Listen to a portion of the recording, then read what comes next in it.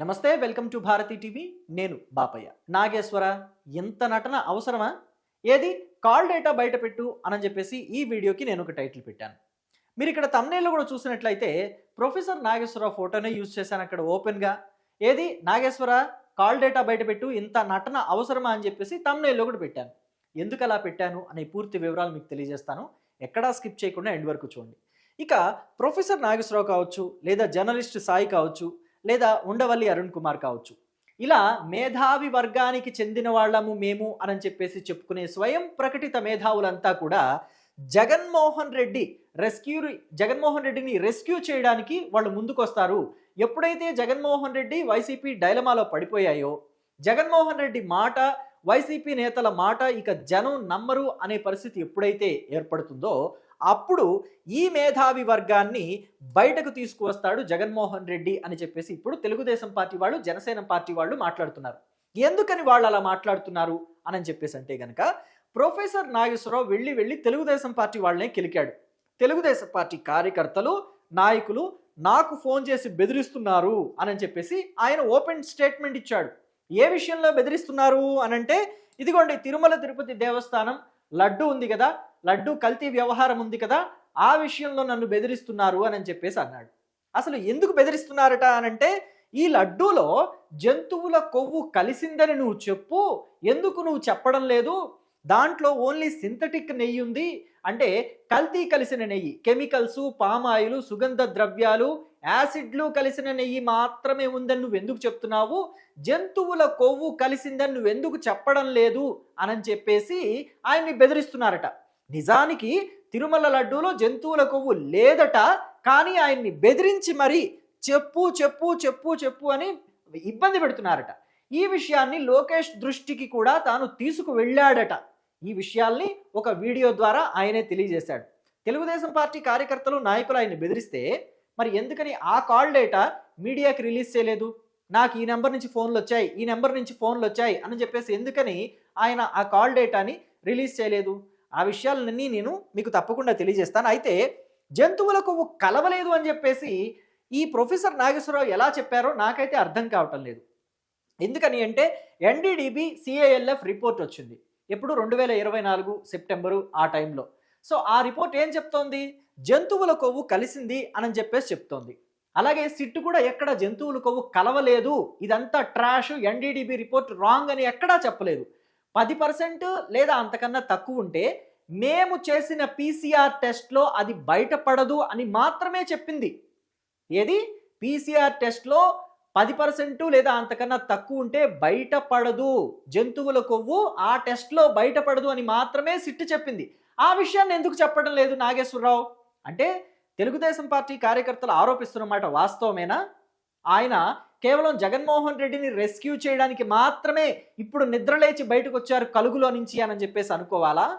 అరే ఇప్పుడు నాకు కూడా అదే అనుమానం వస్తుంది. ఒక సీనియర్ జర్నలిస్ట్ అయ్యుండి ఈ చిన్న లాజిక్ ఎలా మర్చిపోయాడు?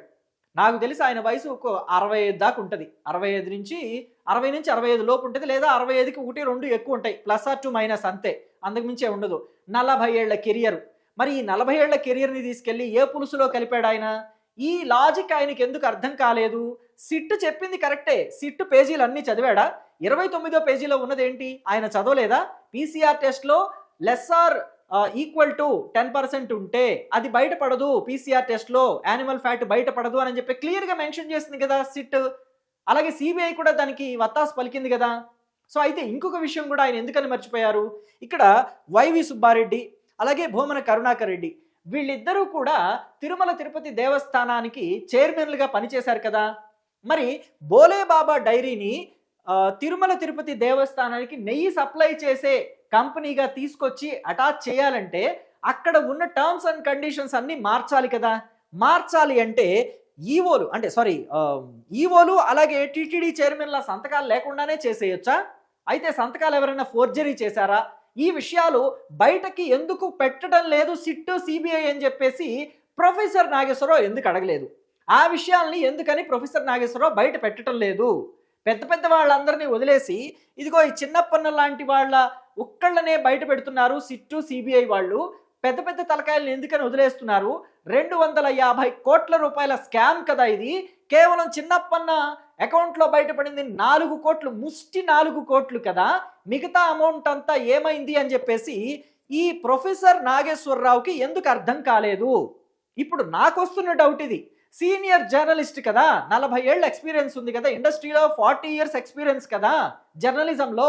మీ జర్నలిజం ఎక్స్పీరియన్స్ అంతా ఏ మంటల్లో కలిసిపోయింది, ఏ మురుక్కాలలో కలిసిపోయింది అని చెప్పేసి రేపు ఎవడైనా అడిగితే ఏం చేస్తారు ప్రొఫెసర్ నాగేశ్వర్ మీరు అని చెప్పేసి నాకు అడగాలనిపిస్తుంది. అలాగే ప్రొఫెసర్ నాగేశ్వరరావు ఎప్పుడూ చెప్తూ ఉంటారు, నిజాన్ని నిర్భయంగా చెప్పాలి, ఎక్కడా భయపడకూడదు, తడబడకూడదు అని చెప్పేసి. మరి ఆయన ఇప్పుడు ఎందుకని సగం నిజాలు చెప్పి సగం నిజాలు వదిలేస్తున్నారు? ఎన్డీడీబీ సిఏఎల్ఎఫ్ రిపోర్ట్ అదే చెప్పింది. ఎన్డీడీబీ అంటే నారా డైరీ డెవలప్మెంట్ బోర్డు కాదు, నేషనల్ డైరీ డెవలప్మెంట్ బోర్డు.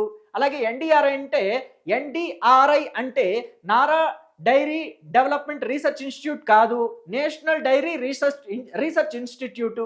మరి వాళ్ళిద్దరూ ఇచ్చిన రిపోర్టుల్లో నారా వాళ్ళు లేకపోతే ఇంకా ఎవరూ కూడా ప్రమేయం చూపించలేరు అని చెప్పేసి తేట తెల్లమవుతుంది కదా. మరి ఎందుకని ఆ విషయాన్ని ప్రొఫెసర్ నాగేశ్వరరావు ఇక్కడ తేట తెల్లంగా చెప్పలేకపోయారు? ప్రొఫెసర్ నాగేశ్వరరావు ఒక్కడే కాదు, ఇక్కడ జర్నలిస్ట్ సాయి కూడా కొంత ప్రజల్ని తప్పుదోవ పట్టించే ప్రయత్నం చేస్తున్నారు. పెరుగు ఎక్కువ కాలం నిల్వ ఉండాలన్నా, పాలు ఎక్కువ కాలం నిల్వ ఉండాలన్నా వాటిల్లో కెమికల్స్ సాధారణంగా కలుపుతారు అని చెప్పేసి ఒక పెద్ద సైంటిస్ట్ లాగా ఆయన ఏదో కనిపెట్టినట్టుగా నిన్న మొన్న ఒక వీడియోలో చెప్తున్నాడు. ఆయన ఎంత మోతాదులో కలపాలనేది ఒకటి ఉంటుంది, మోతాదుకు మించి కలుపుకోకూడదు, ఇలా అతి చేయకూడదని అంటారు కదా, అతి సర్వత్రా వర్జేయత్ అంటారు కదా. ఆ విషయం మర్చిపోయారా జర్నలిస్ట్ సాయి? అతిగా కలిపితే ఏమవుతుంది, ఆరోగ్యానికి హానికరం కదా. సో మరి దాన్ని ఎందుకు ఆయన మర్చిపోయారు? ఇంకా నయం, బిళ్ళల్లో కూడా విషం కలుపుతారు, మనం వేసుకునే మందులో కూడా కొంతవరకు పాయిజన్ కలపాల్సిన మోతాదులో కలుపుతారు, అలాంటప్పుడు ఈ తిరుమల లడ్డూలు కూడా పాయిజన్ కలిపినా పాపమేం లేదు అని చెప్పేసి ఎక్కడ కొత్త కొత్త వాదనలు తెర మీదకి తీసుకురాలా, అంతవరకు మనం సంతోషపడాలి. ఉండవల్లి అరుణ్ కుమార్ అయితే అసలు ఈ పాపం చేసిన వాళ్ళది తప్పు కాదు, చెప్పిన వాళ్ళది తప్పు అని అంటున్నాడు. ఈయన ఎంత జ్ఞానం అర్థం చేసుకోండి. సో ఒక్కొక్కళ్ళది ఒక్కొక్కళ్ళ తీరు.